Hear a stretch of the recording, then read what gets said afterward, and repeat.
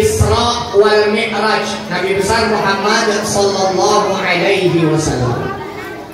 Bapak Ibu jamaah, Isra Mi'raj itu adalah perjalanan di mana Rasulullah banyak menyaksikan peristiwa-peristiwa yang dapat kita ambil hikmah dan pelajaran dari peristiwa-peristiwa itu. Kalau pengertian Isra Mi'raj gak usah dikaji-kaji kali lah. Kita semua udah tahu Isra Mi'raj itu perjalanan Nabi Muhammad dari Masjidil Haram ke Masjidil Aqsa, dari Masjidil Aqsa naik ke Sidratul Muntaha, bertemu dengan Allah, menerima perintah sholat. Kalau itu kita semua udah tahu lah gitu. Apa aja peristiwa yang dilihat Rasul? Di antaranya Rasul melihat ada orang, ada sekelompok orang yang menanam. Siap dia nanam, itu pohon langsung tumbuh besar, langsung berbuah. Kemudian dia tanam lagi, tumbuh lagi pohonnya, berbuah lagi, dipanen. Nanam lagi, tumbuh lagi, berbuah lagi, panen. Nabi nanya sama Jibril, itu orang kok enak kali hidupnya. Dia nanam, gak lama langsung tumbuh, gak lama langsung berbuah, langsung panen, gitu seterusnya. Itu orang kok enak kali. Siapa dia? Kata Jibril, Muhammad, itulah gambaran umatmu yang di dunia rajin bersedekah.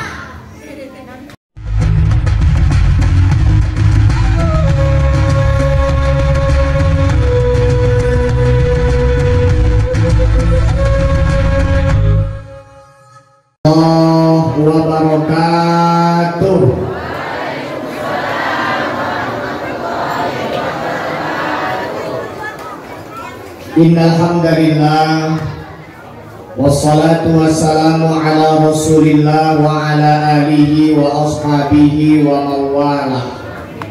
Qala Allah Ta'ala fil Qur'anil Karim, a'udzu billahi minasy syaithanir rajim, bismillahirrahmanirrahim.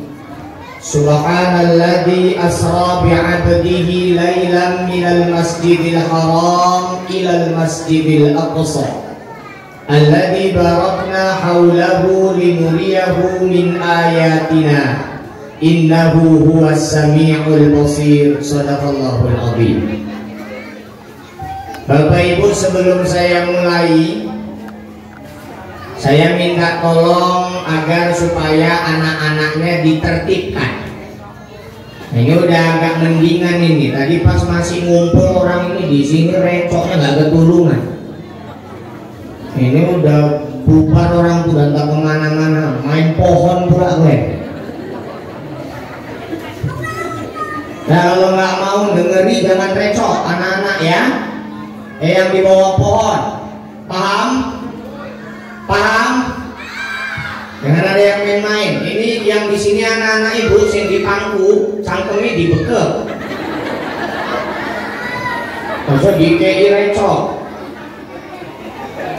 Dan saya ingin kasih masukan kepada panitia ke depannya, mohon maaf Pak ya, acara itu penempatan anak-anak di mana dia duduk itu sangat menentukan kelancaran acara.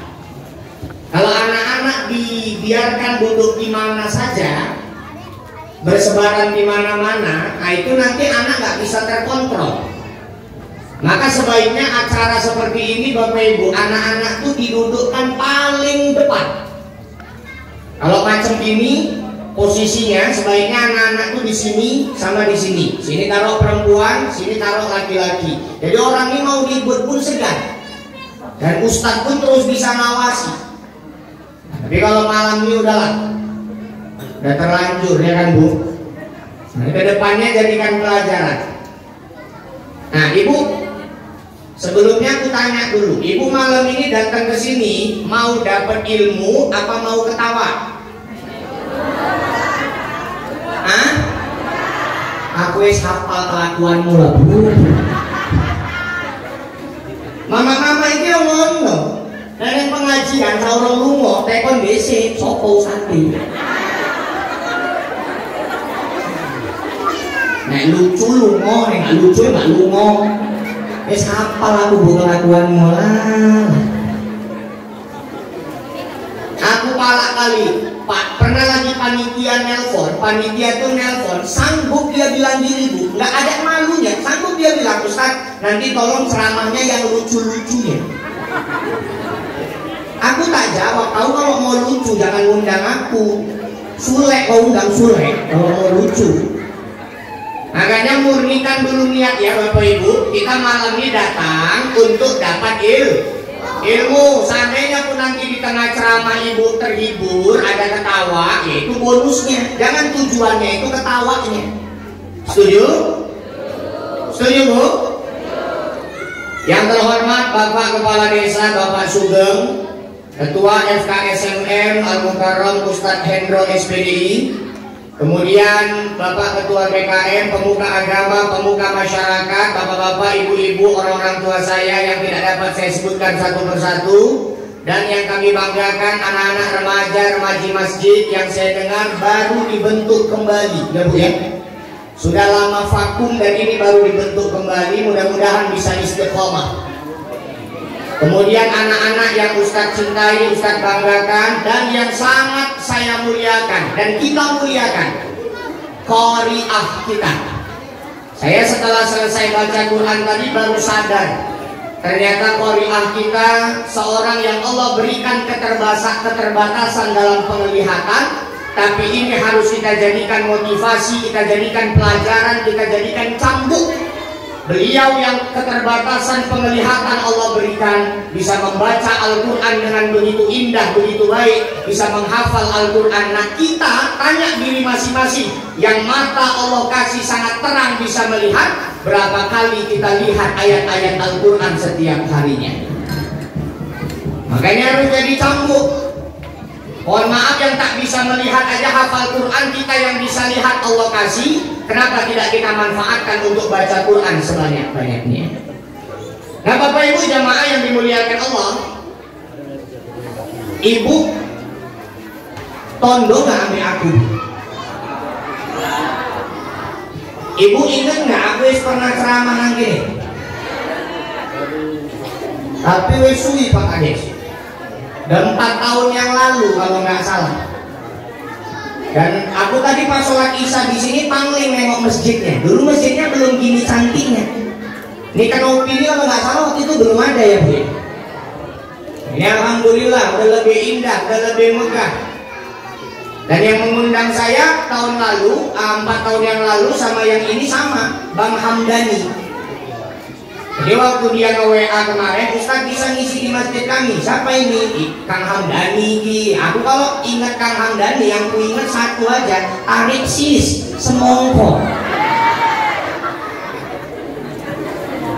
Karena biar Pak Kades, aku dikei semongko segoni Pak. Bagi ceramah, segoni semongko. Ini bengi orang ngerti apa ceritanya.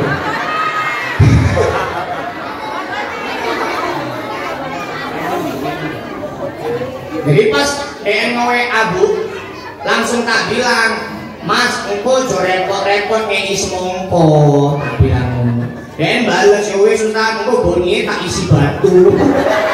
Kurang asem. Tak balas ya wis, engko boleh batune sing mateng ya. Mudah-mudahan malam ini jelas lah semongko itu kan. Bapak Ibu jamaah yang dimuliakan Allah. Baik, malam hari ini kita berkumpul dalam rangka memperingati Isra wal Mi'raj Nabi besar Muhammad sallallahu alaihi wasallam. Bapak Ibu jamaah, Isra Mi'raj itu adalah perjalanan di mana Rasulullah banyak menyaksikan peristiwa-peristiwa yang dapat kita ambil hikmah dan pelajaran dari peristiwa-peristiwa itu.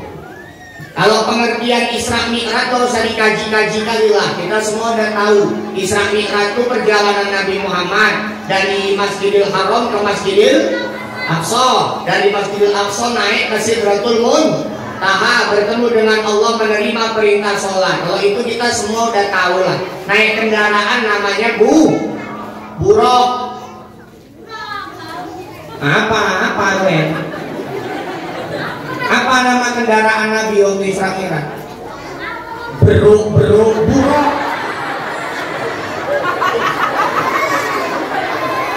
kapuk cangkemmu.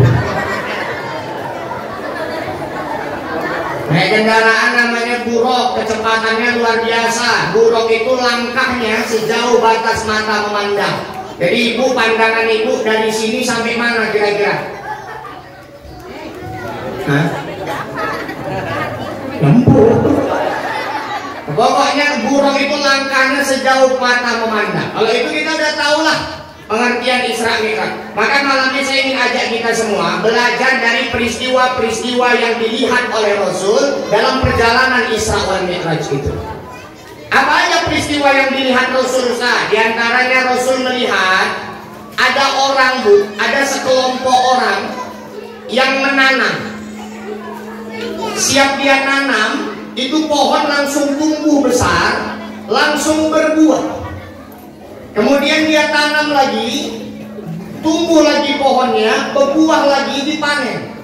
Nanam lagi, tumbuh lagi, berbuah lagi, panen. Nabi nanya sama Jibril, Jibril, itu orang kok enak kali hidupnya. Dia nanam, gak lama langsung tumbuh, gak lama langsung berbuah, langsung panen, gitu seterusnya. Itu orang kok enak kali. Siapa dia? Kata Jibril, Muhammad, itulah gambaran umatmu yang di dunia rajin bersedekah. Ya, orang bersedekah di dunia, nanti di akhirat gitu, panen aja kerjanya. Maka Pak Kades buat grup D, Gerakan Umat Peduli Desa, itu untuk memberi kesempatan ibu bersedekah, menabung pahala sebanyak-banyaknya. Cuma ibu-ibu jamaah yang dimuliakan Allah, ini saya kasih tahu Bu, Nabi itu waktu Isra Mi'raj kan diizinkan Allah lihat surga, lihat neraka. Di pintu surga Rasul tengok ada tulisan sedekah dilipat gandakan 10 kali lipat. Sedangkan ngutangin orang, itu ngutangin orang dilipat gandakan 18 kali lipat. Sedekah dilipat gandakan 10. Ngutangin orang dilipat gandakan 18. Banyakan mana? Banyakan mana pahalanya sedekah sama ngutangin orang? Rupanya banyakan pahala ngutangin orang daripada pahala sedekah. Apa alasannya Ustaz? Ternyata orang yang kita kasih sedekah belum tentu dia benar-benar butuh. Contoh, ibu pernah nggak ngasih uang ke pengemis? Pernah. Ibu pernah nggak nonton berita ada pengemis punya rumah gedung? Ada pengemis punya mobil, ada pengemis penghasilannya jutaan per hari. Yang kita kasih sedekah belum tentu dia butuh. Tapi kalau orang ngutang, dia nggak akan ngutang kalau nggak betul-betul butuh. Nggak eneng ngomong ngutang itu ada iseng-iseng, nggak eneng. Aku kok suntuk, ngapain enaknya ya ngutang aku nggak ada. Orang ngutang tuh karena butuh, nggak ada karena iseng-iseng, karena suntuk tuh nggak ada. Jadi mengeluarkan harta yang lebih baik itu adalah memudahkan urusan orang lain. Jadi ternyata ngutangin orang itu lebih besar pahalanya. Karena apa? Karena tantangannya juga lebih berat. Ngutangin orang tuh Bu, tantangannya lebih berat Bu. Kenapa tantangannya lebih berat? Kadang-kadang sing ngiling nggak duwe utang. Pas kita mau nagih, macam kita yang mau ngutang kan dulu kan? Pengalaman ya. Makanya saran saya, ibu-ibu yang dipinjami uang sama tetangga, sama saudara, kalau nominalnya agak besar, harusnya ada hitam di atas putih, ada surat perjanjian, supaya kalau dia ingkar janji bisa ibu proses ke pengadilan. Karena kalau nggak ada surat perjanjian, ibu nggak bisa buat apa-apa. Tiba-tiba ibu ngadu ke pengadilan, pengadilan nanya ke dia, betul kau pinjam uang sama dia? Nggak ada katanya. Ibu nggak bisa buat apa-apa karena nggak ada surat perjanjian. Bahkan ngutang ini bisa merusak silaturahmi, ya kan Pak? Makanya kadang-kadang kita kalau saudara datang ke rumah, dia misalnya minjem bang, aku butuh kali lah bang, pinjamlah 1 juta katanya. Kita lebih mau sedekah 200.000, dah nggak usah kau pulangkan daripada kita ngutangin 1 juta, betul nggak? Makanya yang lebih penting itu memudahkan urusan orang, Pak. Jadi ternyata ngutangin orang pahalanya lebih besar daripada sedekah. Makanya aku yakin mamaku ahli surga. Kenapa Ustaz? Karena mamaku tukang angsuran. Tapi yang surgi Tupperware, Oriflame, apa meneh, telepon, itu nih ada pesan-pesan lah Bu. Aku ngisi menang gini selain ceramah aku ngutip angsuran.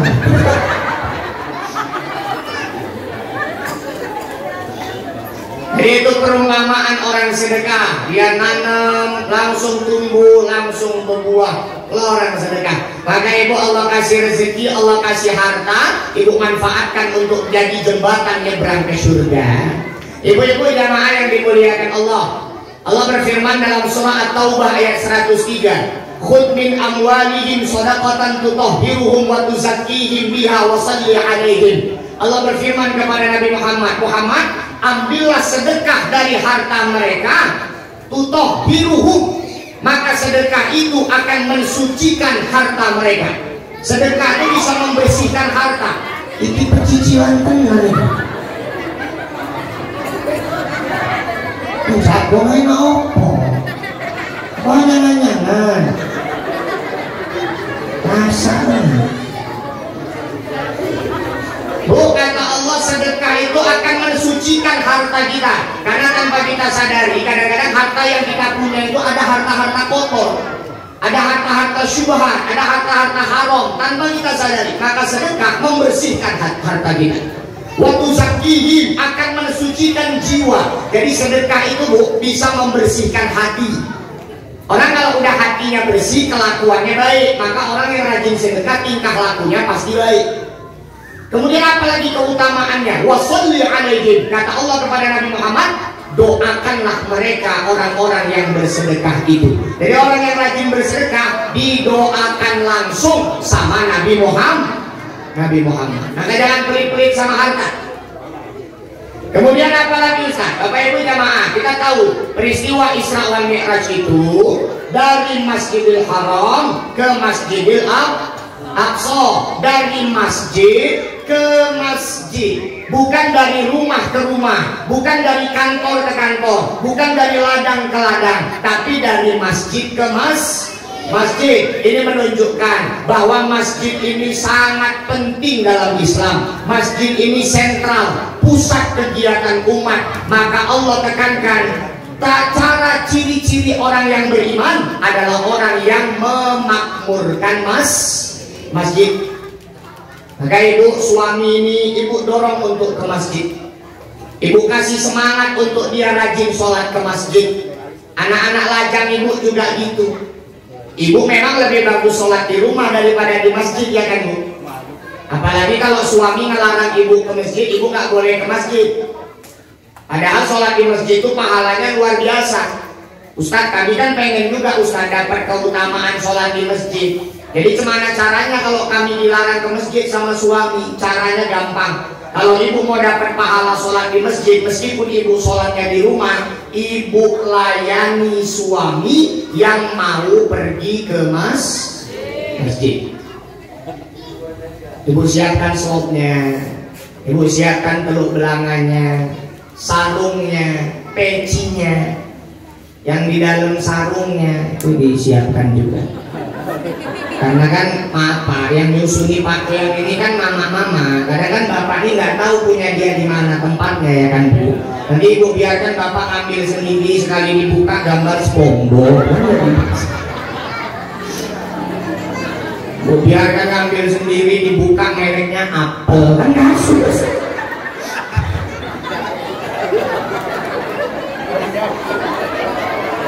Makanya layani suami yang mau ke masjid, maka ibu dapat pahala seperti pahala orang yang sholat di masjid. Ini anak-anak remaja yang baru dibentuk. Kalau ngaku remaja masjid, sholatnya ke masjid. Karena nanti predikat remaja masjid yang ada di bahu kalian akan ditanya oleh Allah Subhanahu wa Ta'ala. Kau remaja masjid kau, kenapa kau sholatnya ke masjid? Ditanya sama Allah. Maka anak-anak remaja, ayo sholat ke masjid. Dan bapak-bapak, anak-anak remaja ini dikasih kesempatan tolong untuk tampil di masjid. Jangan yang tua nggak mau gantian, Pak.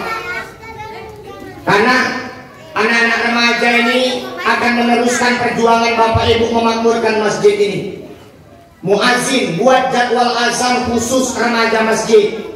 Jangan lagi yang azan yang tua-tua, biar yang muda-muda yang suaranya masih lantang suruh azan. Udah itu imam juga, Pak. Jangan yang tua nggak mau gantian.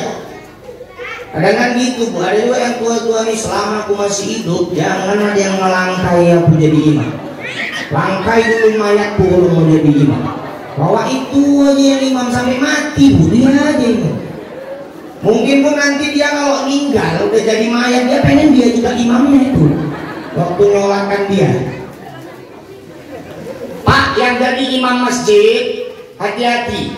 Semua ulama sepakat, mulai dari Maliki, Hambali, Syafi'i, Hanafi, semuanya sepakat bahwa sholat berjamaah yang diimami oleh orang yang bacaannya rusak, maka sholatnya batal. Semua ulama sepakat.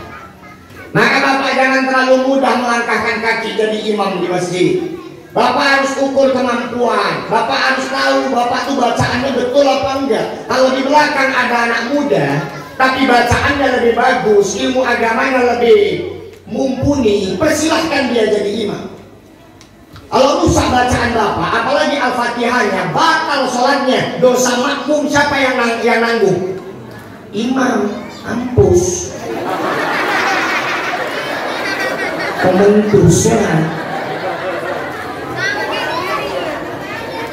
Nggak sembarangan jadi imam sholatnya, Pak.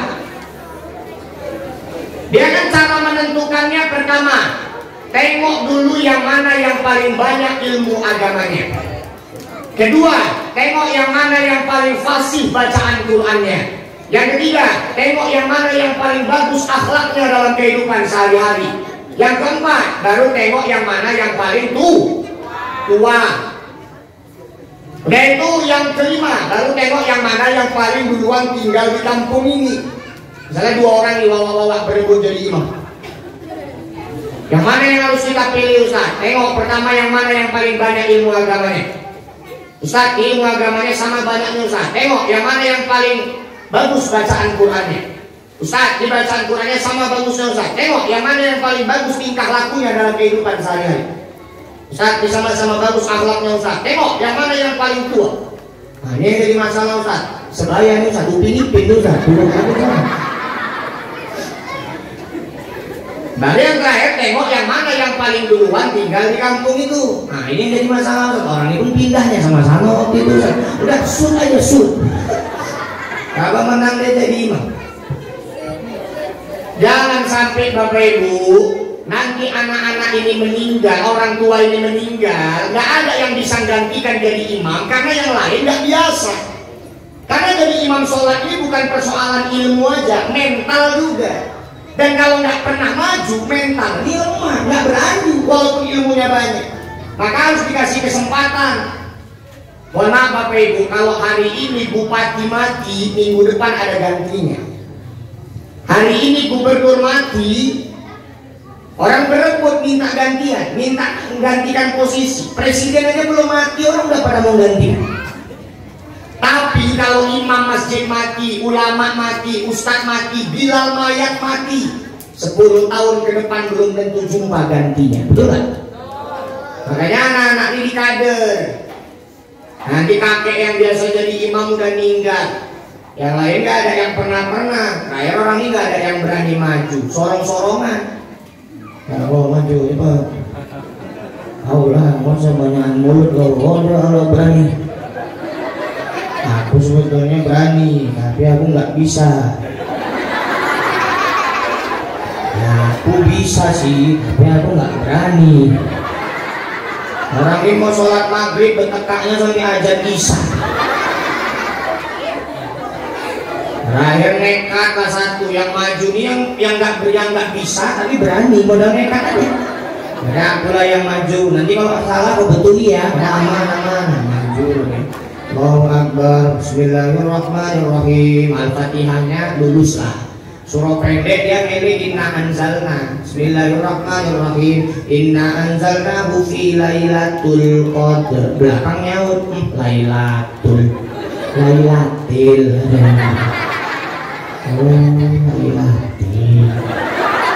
Kama adraka ma lailatil qadr. Lailatul. Oh yang mana nih yang betul? Aku relatil kok relatul. Aku relatul kok relatil. Gaduh cuma gara-gara tul sama til.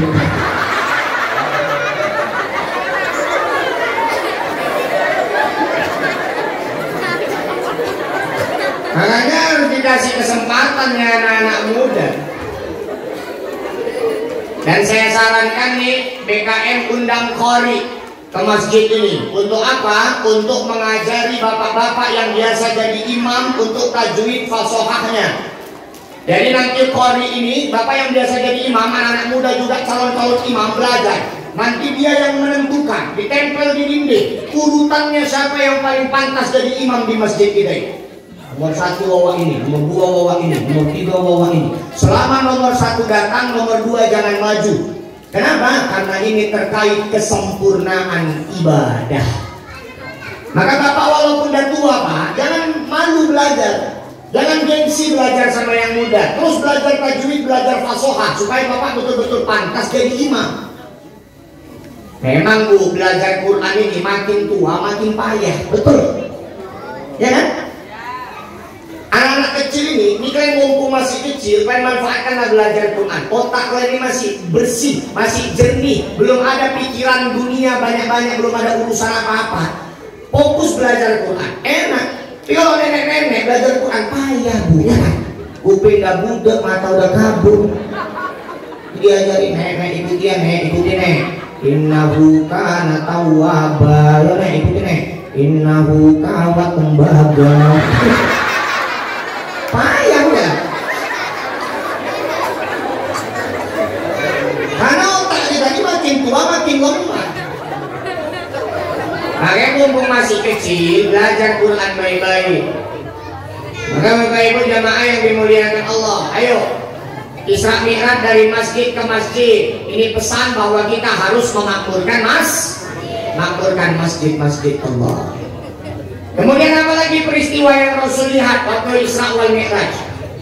Nah ini Bapak Ibu, waktu Isra Mi'raj Nabi Muhammad ini kan naik buruk kencang nih. Tiba-tiba dari sebelah kanan Nabi Muhammad mendengar ada suara, Muhammad pelan-pelan. Tapi Nabi Muhammad gak open Pak. Terus berjalan. Gak berapa lama dari sebelah kiri ada yang manggil, Muhammad pelan-pelan. Tapi Nabi Muhammad gak peduli, terus berjalan. Terakhir Nabi Muhammad ketemu Pak sama seorang nenek-nenek tua. Ya iya, yang nenek-nenek yang tua, masalahnya nenek-nenek no. Ketemu nenek-nenek tua memang, tapi cantik. Lain sama nenek-nenek si mencirim. Nenek-nenek si mencirim kan tua, peot. Mampu minyak lampu campur bawang. Nenek-nenek saya mencirim. Ini nenek-nenek saya betul ambil Nabi ini tua tapi cantik.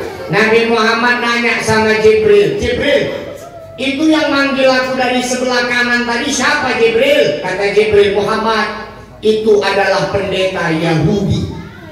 Untung kamu tidak memenuhi panggilannya, untung kamu tidak peduli. Kalau kamu peduli, umatmu akan lebih cenderung kepada Yahudi.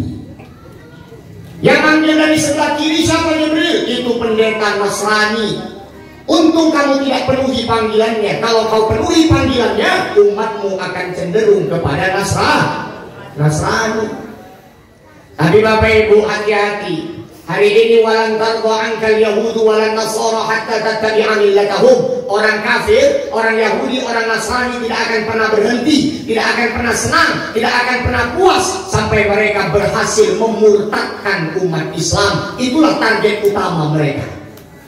Orang itu menghancurkan Islam caranya ada dua. Ada yang terang-terangan, ada yang sembunyi-sembunyi. Yang terang-terangan, tengok Israel laknatullah alaihi. Mereka yang menghancurkan Islam terang-terangan. Saudara-saudara kita di Palestina babak belur dibuat orang dulu. Saya pernah terima video di WA.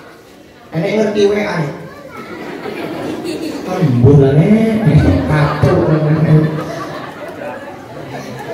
Saya pernah terima video di WA WhatsApp.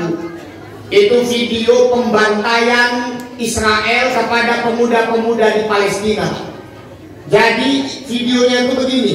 Pemuda-pemuda Palestina ditangkapi sama tentara Israel, kemudian diikat di tiang. Satu tiang ini 3-4 orang. Tangannya diikat, kakinya diikat. Kemudian badannya, kepalanya semua dipukuli pakai brodi. Udah puas orang tuh memukul, kepalanya dipenggal satu persatu. Macam binatang dibuat. Aku pala kali, ada Israel yang kutunjangkan juga bagus. Aku kecil-kecil gini kan sepele. Pikir aku takut sama Israel. Aku pernah dikeroyok 30 orang nggak lari. Macam mana mau lari 30 orang? Mau bangkit nak pijak, mau bangkit nak pijak. Yang terang-terangan. Ada juga yang sembunyi-sembunyi. Ini lebih bahaya sebetulnya. Ibu tahu dulu di USU itu pernah ada seminar, namanya seminar perdukunan.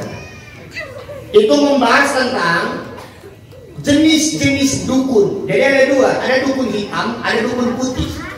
Katanya dukun hitam ini casingnya memang casing dukun. Dari luar kita tengok udah tahu kita dia ini dukun. Tapi yang lebih bahaya dukun putih, casingnya casing ustadz, casingnya kiai, pakai sorban, pakai. Tapi kan asal nggak dukun ya, memang pakai sorban, pakai jubah. Tapi apa yang dia bacakan mantra-mantra, bukan ayat-ayat Quran. Nah, ini lebih bahaya, mengecoh. Maka orang munafik itu lebih bahaya daripada orang kafir. Kalau orang kafir kita nampak langsung, kan dia pakai kalung salib, dia pakai baju ketat misalnya, pakaiannya nggak Islami. Tapi munafik ini lebih bahaya lagi, pakaiannya pakaian Islam, dia bahkan ikut sholat, dia bahkan ikut puasa, tapi akidahnya kafir dan dia pelan-pelan mengobrak-abrik Islam dari dalam. Maka ibu-ibu jamaah yang dimuliakan Allah, banyak juga yang seperti itu. Menghancurkan Islam, caranya sembunyi-sembunyi. Dengan cara apa? Banyaknya aliran-aliran sesat yang tersebar di Indonesia. Itu otaknya otak orang kafir yang mau menghancurkan umat Islam pelan-pelan dari dalam. Bu, nabi palsu aja udah berapa banyak di negara kita ini, ya kan? Udah tak berapa banyak negara kita ini, Bu. Yang palsu-palsu itu masuk, laris aja, laku aja, ada aja pengikutnya. Dulu pernah ada orang namanya Ahmad Musaddek mengaku sebagai nabi. Kemudian di daerah Jawa, Brebes, ada agama baru, nama agamanya Jasunma, Jawa Sunda. Dan nama nabinya, ibu dengar nama nabinya aja nggak selera. Nama nabinya Tugimin. Tenang itu, tenang. Loh, agamanya namanya Jasun, Jawa Sunda. Nama nabinya Tugimin. Ini waktu Gimin ini punya. Jangankan jadi nabi, jadi ustadz aja lucu. Bapak Ibu jamaah sekalian, acara selanjutnya ceramah yang akan disampaikan oleh Al Ustadz Tugimin. Kan gak enak ya? Ini mau jadi nabi. Ini waktu Tugimin lagi. Gak enak kan? Ngomongnya oh jadi nabi gue beda. Dan mereka sholawatnya beda, Pak. Mereka sholawatnya diganti karena nabinya Tugimin. Mereka sholawatnya Allahumma sholli ala sayyidina Tugimin. Wala ali sayyidinatum. Iya bu. Makanya yang nggak enak mama-mamanya kalau marhaban. Sallallahu ala tu'in. Nggak enak.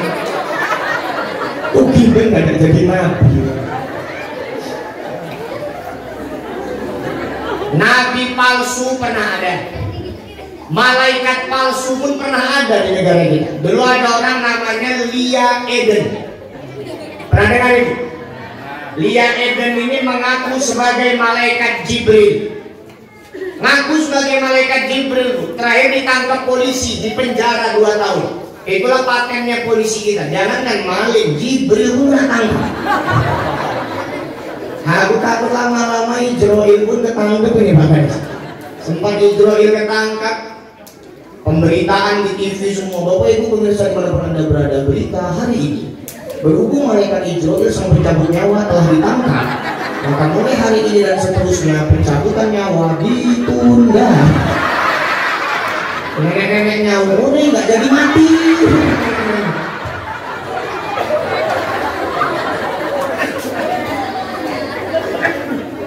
Nabi palsu ada, malaikat palsu ada, polisi palsu pun banyak, tentara palsu banyak, makanan palsu pun berserak di Indonesia. Dulu ada beras plastik, iya nggak ini? Ada beras plastik, ada telur plastik, makanan palsu banyak. Nggak usah jauh-jauh lah. Kalian nanti anak-anak main-main ke rumah nenek lebaran, banyak makanan palsu. Kalengnya kaleng biskuit isinya kembang goyang. Makanan palsu itu. Nenek-nenek ini suka nongol-nongol ini namanya cucu. Orang nggak semangat-semangat kok mantep nih kongguan sekali dibuka kue daging. Oh malah rengginang ya kan? Nabi palsu ada, malaikat palsu ada, polisi palsu, makanan palsu ada, alamat palsu banyak. Ayu Ting Ting bu, nyanyi 5 menit cuma menunjukkan alamat palsu, 50 juta dibayar orang. Ustaz ceramah 1 jam cengap-cengap menunjukkan alamat surga nih bu yang ditunjukkan 50 juta pret.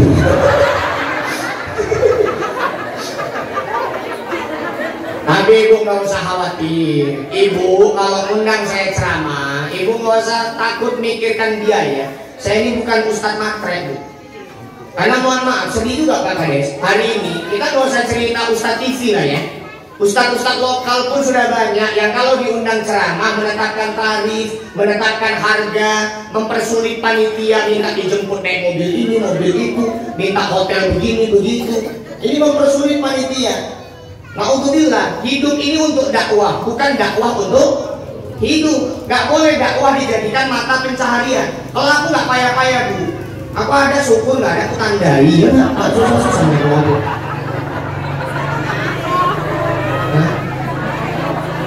Jalan Turi nggak jelas. Main-main aja bu. Aku nggak pernah ceramah mikir-mikirkan amplop apa lah, mikirkan amplop kan dia lah panitia yang mikirkan. Aku dikasih semongko seneng lah. Lalu Bapak Ibu jamaah yang dimuliakan Allah. Nah maka ini banyak sekali aliran-aliran sesat. Kemarin itu aja bu, di Langkat, Majelis Ulama Indonesia mengeluarkan surat edaran bahwa di Kabupaten Langkat saja 40 lebih sudah tersebar aliran sesat di Kabupaten Langkat. Konon lagi di Indonesia. Maka jaga akidah kita, jaga akidah anak-anak. Jangan sampai terpengaruh aliran-aliran sesat. Itu adalah akalnya dari mereka, orang-orang kafir yang ingin menghancurkan Islam. Nah Bapak Ibu jamaah yang dimuliakan Allah, kemudian mereka punya cara lain. Ada istilahnya 3F. Ini strategi mereka menghancurkan Islam. Ada 3F. Apa aja Ustaz? Fashion, food, fun. Fashion itu pakaian, food makanan, fun hiburan. Dengan cara mereka menghancurkan anak-anak generasi kita pelan-pelan. Fashion, tengok bu, anak-anak kita udah mulai ikut-ikut pakaian orang kafir, betul nggak? Nanti celana panjang itu celana jeans, itu bagus-bagus dengkulnya dikoyak. Ada nggak? Padahal bagi laki-laki dengkul itu aurat. Aurat laki-laki itu kan sikit aja Pak. Cuman kenapa nggak bisa kita jaga? Cuman dari udel sampai lutut. Kalau ibu-ibu auratnya memang luas, seluruh tubuh kecuali wajah sama telapak tangan. Kalau ibu tengok ada orang pakai cadar, itu pahamnya lebih aman. Bagi mereka aurat itu seluruh tubuh kecuali mata sama telapak tangan. Jangan diejeki orang pakai cadar, ninja sawit, ninja sawit. Ojo, itu pahamnya lebih aman. Tapi kalau kita Pak laki-laki, sikit aja nih aurat kita dari udel sampai lutut. Jadi seandainya bapak-bapak mau sholat, nggak usah pakai baju nih, nggak usah pakai baju Pak, pakai celana aja. Atasnya naikkan nutupi udel, bawahnya turunkan nutupi lutut. Nggak pakai baju, sholat Bapak sah sholatnya. Tapi macam orang gila. Tapi sah. Rambut nanti dicek-cek, ikut-ikut gaya orang kafir. Man tashabbaha biqaumin fahuwa minhum. Siapa yang menyerupai suatu kaum, maka dia bagian dari kaum itu. Jadi kalau kita ikut gaya-gaya orang kafir, kita bisa termasuk orang kafir. Ya anak-anak gadis, ya kan Bu? Nanti pakaiannya ketat, pulang ketat. Masih berjilbab, masih syukur lah. Kadang-kadang yang nggak berjilbab ini, pakaiannya luar biasa kali. Apalagi waktu itu masih musim-musim film India, ya kan? Naik lagi film India ini. Aku suka nonton Kulfi. Kamu tahu Kulfi? Itu kan ceritanya gini Bu. Om bahas Kulfi. Dia kan anak yang terpisah lama sama orang tuanya. Nama ayahnya Sikander.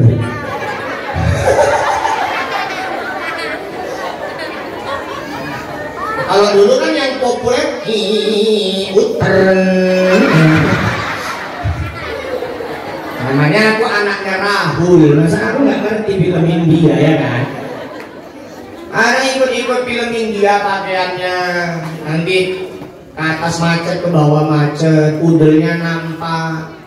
Nih, semua aurat ditunjukkan. Kalau orang India, artis-artis Bu, pakai pakaian kayak gitu tuh masih pantes. Kulitnya mulus, orangnya cantik. Iki wong sing mencirim. Enggak ada koyong hitam, gadeng, belakang. Digaruk bersisi.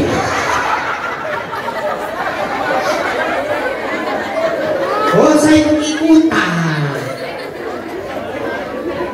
Ini Bu ya, pakaian ibu yang bisa memuliakan ibu, pakaian ibu juga yang bisa membuat ibu hina. Dengarkan anak-anak gadis. Ibu pernah dengar berita ada perempuan berjubah, berjilbab panjang, bercadar diperkosa orang. Pernah ada? Mana ada? Secantik apapun mukanya, seseksi apapun badannya, kalau pakai baju yang islami tertutup longgar, gak ada yang berani ganggu.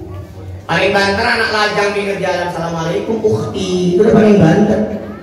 Ya kalau yang macam-macam mana berani. Tapi sejelek apapun muka, segembrot apapun badan Bu, kalau pakai baju yang ketat-ketat membentuk tubuh, itulah yang mengundang syahwat, akhirnya jadi kasus pemerkosaan. Makanya la talbisul haqqa bil batil, jangan campur adukan yang hak dengan yang batil. Macam mana mencampur adukan yang hak yang dengan yang batil? Berjilbab, tapi pakai baju ketat juga. Ada nggak ini? Ada. Di sini pun ada bukan? Udah nggak usah terus ibu canggung lagi. Bajunya ketat, berjilbab padahal. Ada nggak tahu diri, badan berlipat-lipat. Pakai baju ketat-ketat, nampak polisi tidurnya jenggong-jenggong. Aku lagi mama-mama gitu Pak, mau aku panggil, aku tarik bajunya Pak, lemahnya aja aku cubit. Ini mohon maaf ya Bu, kalau ada yang tersinggung, syukur. Karena tujuan dakwah bukan biar orang senang, tapi biar orang berubah. Ibu gak usah baper, ibu gak usah sakit hati. Yang penting habis ini ibu berubah. Mohon maaf, hari ini orang nunjukkan aurat. Nunjukkan aurat itu Bu, jangankan pakai alas, tanpa alas pun orang udah nggak malu-malu nunjukkan aurat. Bu, mohon maaf. Ibu, bagi ibu dada aurat ya? Aurat, bahkan itu aurat yang sangat fatal. Kadang-kadang ada ibu terbalik, pakai jilbab, kepala ditutup, tapi dada justru dibuka. Padahal aurat itu lebih fatal. Dada itu lebih fatal daripada kepala. Karena ada orang pakai jilbab gitu kan, Bu. Dililit, di lehernya, kecekean mampus. Kalau pakai jilbabnya gitu, kepalanya tertutup, tapi dadanya terbuka. Itu aurat lebih fatal. Gak percaya Bu kalau itu lebih fatal? Tanya sama bapak-bapak ini. Pak, bapak kalau nengok kepala sama nengok dada lebih selera mana? Ada. Terus ngaku aja. Sudah ngerti kita. Pasti lebih tergoda nengok dada daripada nengok kepala. Makanya ibu pakai jilbab jangan terbalik. Jilbab yang betul itu sampai ke pinggang. Ini dada itu harus tertutup. Tapi Bu, jangankan nunjukkan dada pakai alas, nunjukkan dada tanpa alas pun sudah biasa hari ini perempuan. Ustaz jangan sembarangan cakap Ustaz, apa buktinya? Oke, saya kasih bukti. Ibu jawabnya jujur, saya tanya. Bisa Bu? Saya kasih bukti. Ibu jujur, saya tanya.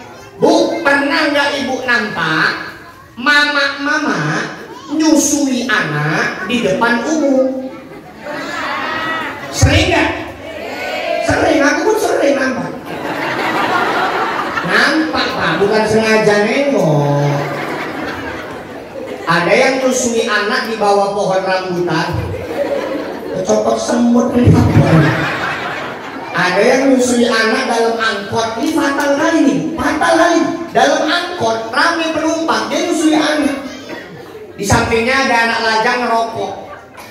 Ibu ini bilang, Dek, tolonglah Dek, kalau merokok jangan di tempatnya, ini si kecil terganggu.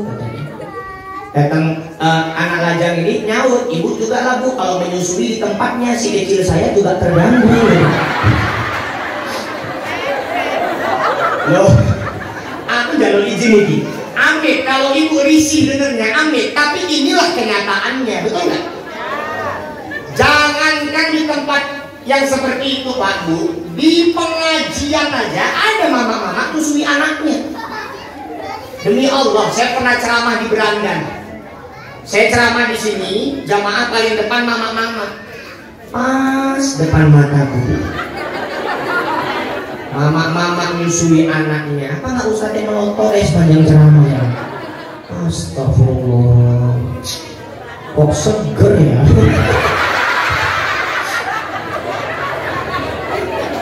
Kami nggak gelem loh Bu. Dia sing nunjukkan, ya kan? Ini aurat fatal, jangan sembarangan lagi umbar. Kalau nyusui anak sambil pengajian, jangan malu, rame orang ngajari anak nggak tahu malu dari kecil. Tapi kalau nyusui anak sambil ngaji, sambil baca Quran, bagus, asinya berkah. Kalau sambil pengajian, janganlah. Kalau di rumah sambil ngaji boleh, Bu pakai telekung, tangan kanan gendong anak, atau tangan kiri gendong anak, tangan kanan megang Quran, selipkan anak dalam telekung. Sambil nyusui, sambil baca Quran, boleh. Bismillahirrahmanirrahim. Yasin wal Qur'anil hakim.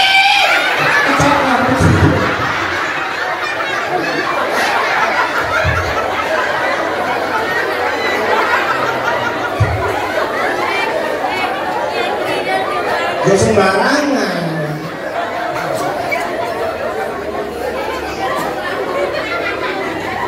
Jadi yang pertama fashion, pakaian. Anak-anak kita mulai dirusak dengan gaya berpakaian. Yang kedua, food, makanan.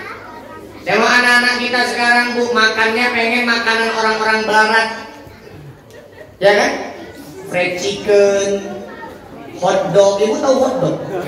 Hot dog itu makanan bahasa Inggris. Hot artinya panas, dog artinya anjing. Nama makanannya anjing panas. Ibu dipangan di anaknya apa coba? Kan geragas tenan. Pizza, Bu. Dulu ibu kalau mau makan ayam, ibu ayam sendiri, nyembelih sendiri, baca bismillah sendiri, kualinya kuali sendiri. Kita sendiri menjamin bahwa ini pasti halal. Tapi kalau anak ibu beli KFC, beli CFC, beli Texas, Yang nyembelih kita nggak tahu Islam apa enggak, baca bismillah atau tidak, kualinya entah bekas masa apa kita nggak tahu. Sementara kalau udah makanan haram masuk ke dalam perut, dia akan meracuni hati, dia akan melemahkan semangat ibadah. Maka anak-anak jangan sembarangan dikasih jajan. Maka Bapak Ibu jamaah yang dimuliakan Allah, kemarin tuh ada tersebar di video-video WA, ada tersebar jajanan, saya nggak tahu namanya apa itu, warna hijau ya, yang dibuka, dituang, rupanya isinya ada logam-logamnya. Itu dimakan anak awak masuk ke dalam perut, macam mana lambung anak awak, macam mana usus. Makanya makan jangan sembarangan, food, makanan.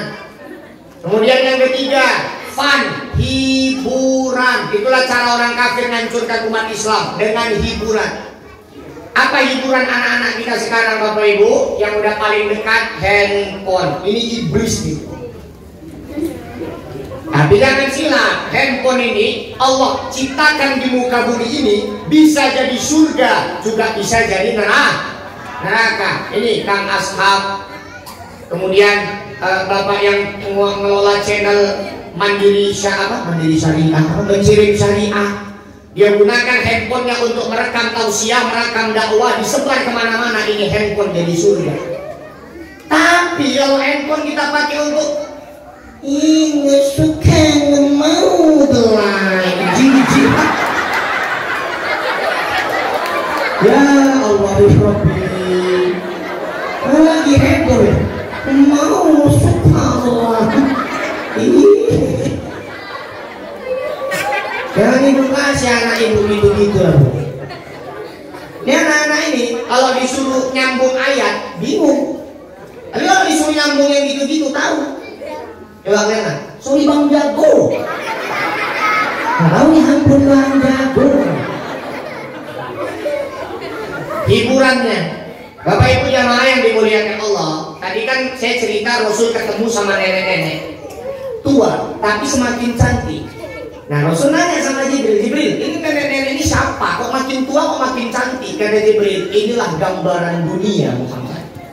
Dunia ini semakin tua akan semakin cantik, tapi akan semakin menjauhkan umatmu dari Allah. Dunia ini makin cantik loh Bu, makin tua. Coba ibu ingat, dulu waktu ibu masih gadis, masih muda, masih sekolah, ibu bangun tidur, yang pertama kali ibu cari apa? Kamar mandi. Ibu langsung ambil wudhu, ibu langsung sholat subuh. Anak sekarang Bu, matanya belum melek, tangannya udah ngeraba handphone, betul nggak? Memang makin cantik dunia adanya handphone, tapi makin jauh kita dari Allah. Dari handphone tuh Bu, apa yang nggak bisa ditengok? Mulai dari menghasilkan pahala sampai menghasilkan dosa, semua bisa ditengok. Dan gara-gara handphone anak-anak kita nggak punya adab, nggak punya akhlak. Apa contohnya? Dulu ibu, kalau orang tua ibu ngajak cakap, mukanya nggak ibu pandang, marah nggak orang tua? Marah. Hari ini coba aja cakap anak ibu lagi main HP, mulutnya nyaut, matanya ke handphone, nggak ada adab. Makin cantik dunia, tapi makin jauh orang dari Allah. Apalagi contohnya? Nah ibu ingat-ingat, dulu Bu, waktu ibu masih gadis, waktu ibu masih anak-anak lah, satu kampung itu yang punya TV paling cuma satu rumah, betul kan? Ibu mau nonton pun numpang ke rumah tetangga. Sekarang semua rumah udah ada TV, bahkan ada satu rumah TV-nya 3, TV-nya 4. Tapi semakin banyak TV, semakin banyak acara TV, justru semakin banyak acara yang menyesatkan, semakin banyak acara yang menghasilkan dosa. Memang acaranya sekarang ada juga yang bagus-bagus. Ada Mama Curhat Dong, ya kan? Ada Ustadz Maulana, Ibu Ustadz yang bercicilan, Ibu Jamaah, oh yang aduh musik kayak bercicilan. Tapi ilmu nenek, tetap nonton dia dapat pahala. Tapi nggak seimbang Pak. Acara-acara gitu paling tahan setengah jam, 1 jam. Tapi kalau acara dangdut, MC-nya kerjanya apa? Nyeritai aib orang, ejek-ejekan. Pakaian penyanyinya gak usah ditanya. Lebih banyak yang menghasilkan dosa daripada menghasilkan pahala. Maka Bapak Ibu jamaah yang dimuliakan Allah, makin cantik dunia tapi makin jauh orang dari Allah. Dulu ibu waktu masih gadis, bapak waktu masih lajang Pak. Bapak naik kereta Poswan. Tahu Poswan kan Pak? Yang kalau di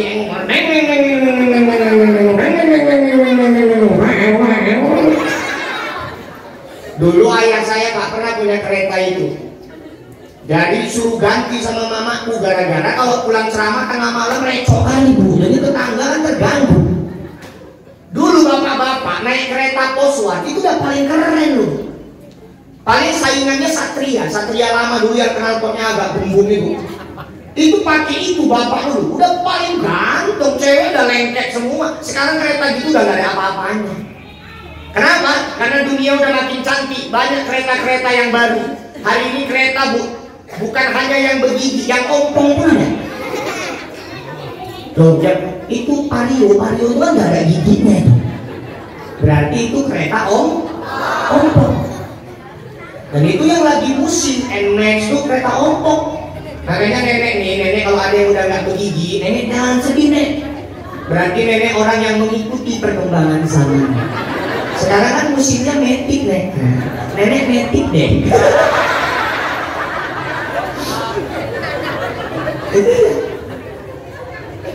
Tapi Bu, makin cantik dunia banyak kereta, tapi makin jauh orang dari Allah. Tengok kasus begal.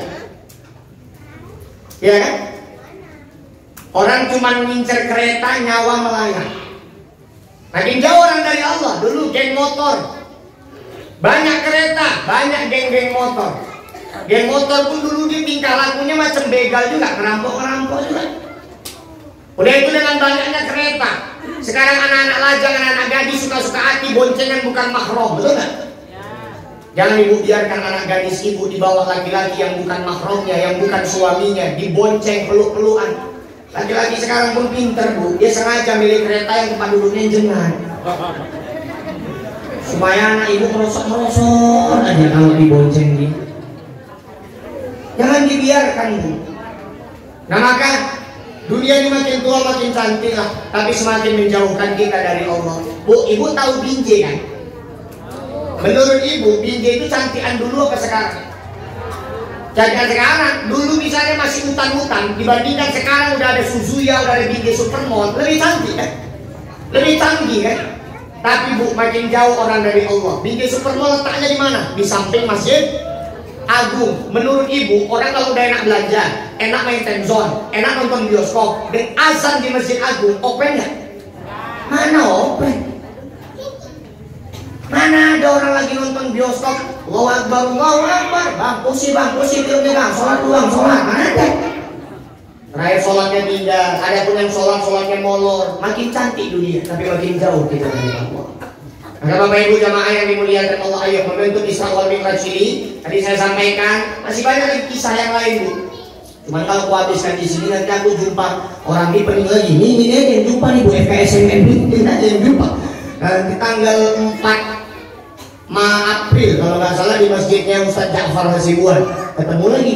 Nah itu simpan dulu ya kan Bu. Jadi Bapak Ibu jamaah yang dimuliakan Allah, itulah sebagian kisah peristiwa Isra wal Mi'raj yang dapat saya sampaikan. Hikmahnya bisa kita ambil. Pertama, tadi sedekah. Rasul tengok ada orang yang nanam tumbuh buah panen. Itulah perumpamaan orang yang bersedekah. Ayo manfaatkan harta kita di jalan Allah Subhanahu wa taala. Kemudian peristiwa Isra wal Mi'raj dari masjid ke masjid. Ayo kita makmurkan masjid kita yang sudah sangat megah ini. Kemudian tadi Rasul dipanggil Yahudi, panggil Nasrani. Itulah upaya orang-orang kafir menghancurkan Islam pelan-pelan. Maka kita harus berhati-hati menghadapi itu semua. Kemudian ingat, Rasul bertemu dengan nenek-nenek, makin tua makin cantik. Itulah gambaran dunia ini. Semakin tua semakin cantik, tapi semakin menjauhkan kita dari Allah Subhanahu wa taala. Silahkan ibu gunakan perkembangan zaman. Silahkan anak ibu pakai laptop, pakai handphone, nonton TV, silahkan. Tapi jangan sampai semua itu menjauhkan kita dari Allah Subhanahu wa taala.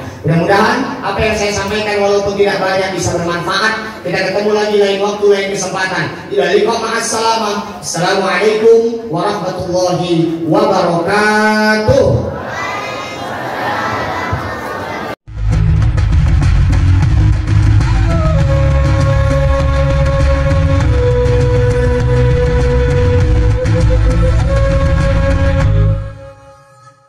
Lihat warna merah nih. Tekan tombol subscribe.